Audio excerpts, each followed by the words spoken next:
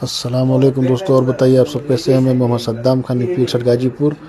तो हम लोग जिजान गए थे तो समुद्र किनारे, तो यहाँ भाई एक फिलिपीनी था, वो मछली मार रहा था, फिलीपीन का था। तो वो मछली मार रहा था, वही हम लोग खड़े होकर देख रहे थे। तो तब तक मैं गया था तो एक मतलब काम पर अपने मार लिया था ये मछली, ये समुद्र का मछली मार रहा था।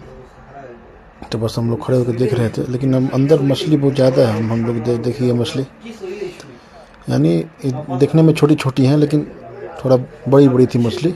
हम लोग देखो कि फिर तो थोड़ा धूप ज़्यादा हो गया था, तो इसीलिए फिर हम लोग देखिए भाई इतना मछली भी मारा है ये। तो थोड़ा धूप हो गया था तो हम लोग निकल गए थे उधर छाँव में बैठने के लिए। तो फिर हम लोग बैठ के से बातचीत कर रहे थे।